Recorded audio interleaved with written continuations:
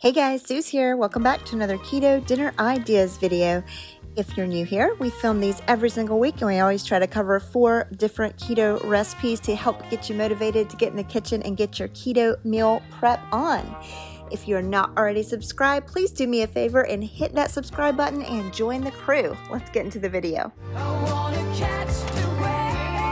First up, I made this super simple broccoli bacon cheddar chicken. So to start with, I just took an oval casserole dish and I'm just spraying it with some olive oil spray.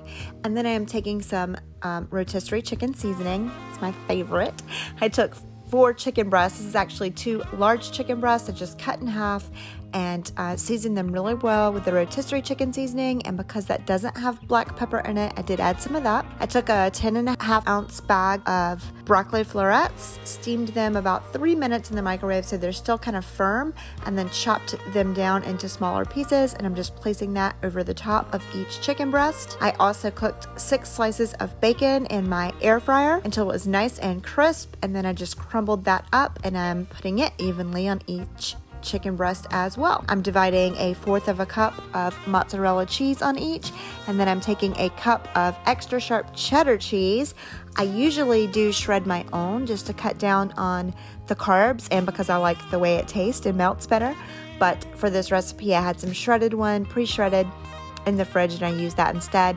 And like I said, a cup of it I'm just dividing evenly among the chicken as well.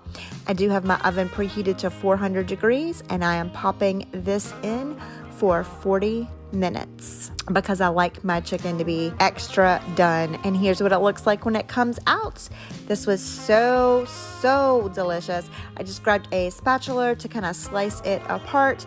This stored and reheated very well also, and a bonus here is it's very kid friendly once you kind of chop it all up for them. Next up, I had a special request from last week's video for some keto fish and chips, so we thought we would try our hand at a version of nom noms. I will link the original recipe down below. So to start with, the night before I wanted to make this recipe, I got 8.5 to 9 ounces. It's just one big fillet of Atlantic wild-caught cod. I just want to use a firm whitefish for this recipe.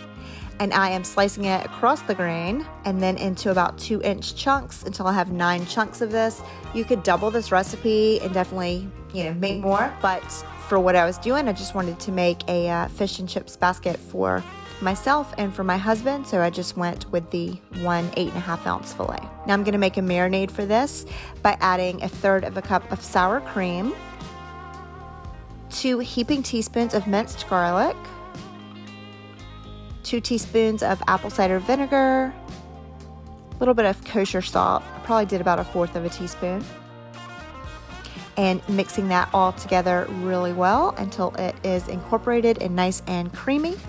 And then I'm going to actually take my fish and add it all to this creamy marinade. You can see I'm just kind of turning my fish around in the marinade to make sure it's fully coated before adding more. And I'm popping a lid on and I just let this marinate in the fridge overnight until I got ready to cook. Now when I got ready to cook, I'm getting this is a jicama. It does have about 5 net carbs per 1 cup serving, so factor that into your macros. I'm going to scrub this really well and use this peeler and go ahead and get the skin off. Now I'm going to slice it just down the middle. And then I'm just trimming the rest of any peeling or any kind of suspect spots that I don't like off of it. Now jicama does fall apart. It can fall apart a little. So I am slicing each of these about 1/2 inch wide so that it stays together. And then I'm going to turn them on their side and just slice them down into smaller pieces to make them the shape of fries. I'm taking a rimmed cookie sheet. I lined it with some nonstick foil, drizzling some avocado oil on there because that's what I prefer. I know avocado oil is really expensive, so use whatever you have on hand that you like to cook with. And I'm dumping all of my jicama fries onto the sheet and just moving them around in the oil and tossing them with my hands until they're all kind of fully coated in some oil. And then I am adding probably about 1/2 teaspoon of sea salt, some black ground pepper, And straying away from the recipe a little, I'm adding some Old Bay seasoning because I love the taste of it, and I had to add a little extra seasoning to this recipe. Now I do have my oven preheated to 400 degrees. We're gonna roast these an hour total, but to start with, I'm gonna put them in for 30 minutes on this side. And here they are after 30 minutes. I'm just using a huge spatula to flip these over and kind of jostle them back around. I'm gonna sprinkle a little additional oil on this side, and then I'm gonna pop these back in the oven for another 30 minutes just till they can get really soft and nice and brown. Now I'm putting together my dredging mixture for my fish. So I'm using a half a cup of whey protein isolate, just unflavored, a mixture of a teaspoon baking powder, a fourth a teaspoon garlic powder, and about a fourth to a half a teaspoon kosher salt. Mixing that all together, and here's the whey protein I used. I'll link it down below also. To another shallow dish, I'm adding 1 egg, a tablespoon of sour cream, 2 teaspoons of apple cider vinegar, and I am mixing that up really well until it's just like a nice egg washy kind of texture. Now to fry for this recipe, I am using avocado oil. I know, like I said before, it's really expensive, so you could just use even straight lard if you wanted to, and that would be delicious. I am using a small but deep pot so that it doesn't take as much of it, and I'll just cook my fish in batches. And you can see my fries came out of the oven while I was doing this, and just have those sitting on a trivet cooling, medium to medium high heat, letting that get hot. And then I'm just taking my fish, knocking some of the excess cream marinade off, getting it all covered really well in the egg and cream mixture, and then dredging it in the protein mixture before dropping it immediately into the hot grease.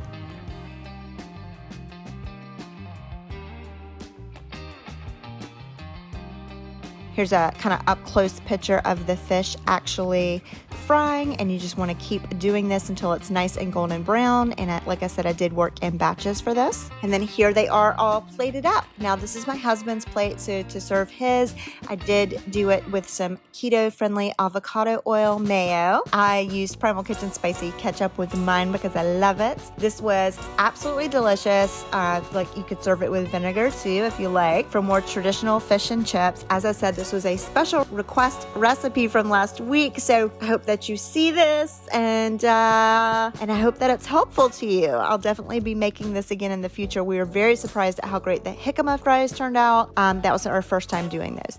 Next up, an awesome rendition of I Breathe I'm Hungry's keto sweet and sour pork. So to start with, I am taking some pork chops, and these, I actually thought they were center cut, boneless, but when I got them out of the freezer, they were kind of thin bone-in pork chops. I did just trim the bones and excess fat off, and plop that over into the Instapot to make a separate little dish with. And then I am just trimming these down into about 1 inch to 2 inch pieces, and I'm probably using about 1.5 pounds to 2 pounds total of pork.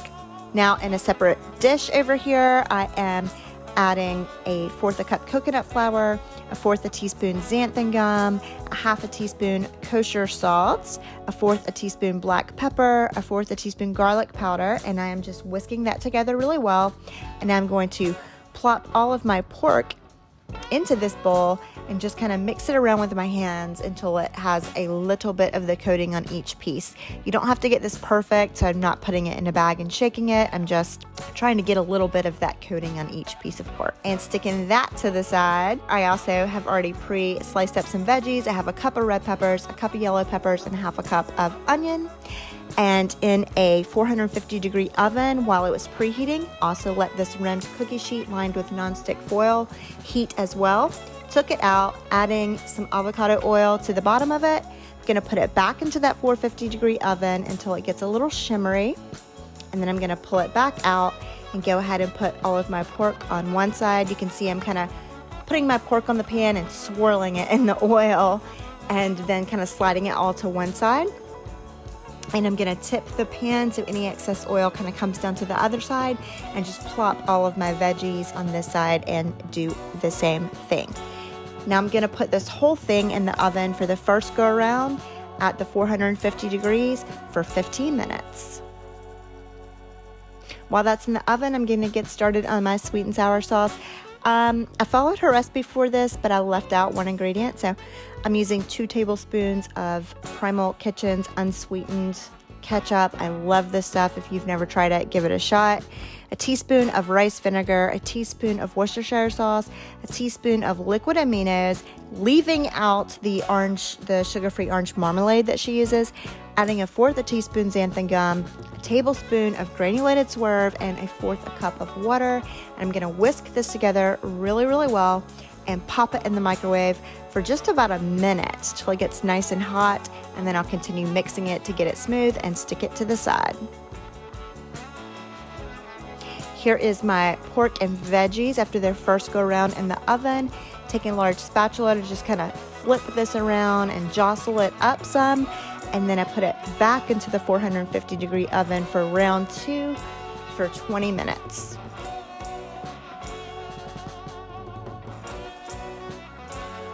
And here it is out of the oven. I'm just going to drizzle that sauce we made all over the pork and the veggies. And then I used my whisk a little bit to kind of mix those veggies up together. And then get my spatula and just kind of incorporated it all. And once I have all of the meat and veggies fully coated in the sauce, I'm popping it back in for 5 more minutes.